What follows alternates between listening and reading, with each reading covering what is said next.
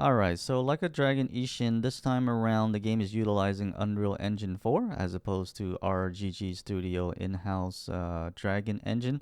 And I'll tell you, I don't really notice the benefits of using the Unreal Engine. The reason was given because it does daytime scenes better than their in-house engine, which is more suited for nighttime Tokyo. I'm sure that's not the full story, but I still would have preferred them to use their own in game engine for the daytime scene, if that is the real reason. Because while playing, I get the feeling that the developer are still getting a grip on Unreal Engine 4.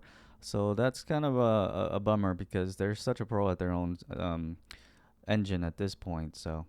Now, one glaring issue that I'm sure you noticed by now is the complete lack of ultrawide support. Instead, they added their own background as a consolation prize of sort, and I think it just made it worse. There is currently a fix for it, and I will link it in the description that removes the pillow box during gameplay and some cutscenes. Now, this game has a mix of pre-rendered cutscenes and in-engine cutscenes. The pre-rendered are capped at 30 frames, and those are still pillow box. The in-game engine cutscenes are uncapped frames, but they have a black bars on the top and bottom to give it more of that cinematic look, which looks fine on a 4K TV or monitor, but for ultra wide user, it's just the more dreaded black bars. All right, so a couple of noticeable things I want to bring up before diving into the settings. The first is being that this game require you to be online to play. If you're offline and you boot up the game, you are greeted with this cute message. And second being that the game hardest difficulty, the Ishin difficulty, is locked it behind the deluxe edition. So unfortunately, if you're looking forward to a new game plus with that difficulty, you will have to get the deluxe edition. All right, so moving on to the settings. Now, when you first boot up the game, you're presented with the menu screen, and everything just looks really amateurish from the text to the layout. The presentation is nowhere near as good as their previous Yakuza titles. Now, the game does support full screen, so that is good for DLDSR user. So you don't have to keep changing your desktop resolution. The game is not very demanding at all, so you can definitely play at a much higher resolution and get a sharper image.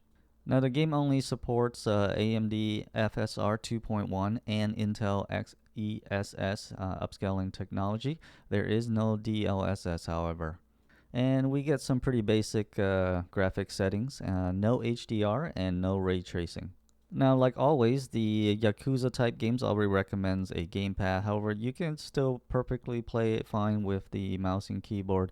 Everything is rebindable, including the mouse, so that is pretty good news at least. Now, on a fun note, if you've been following me for a while, you know that I'm all about the walk keys, especially in RPG. And this game supports two walk keys, which is a first. I've never seen that before. Now, performance-wise, the game runs pretty good. I didn't encounter any stutters or weird hitches. It's just a smooth gameplay throughout.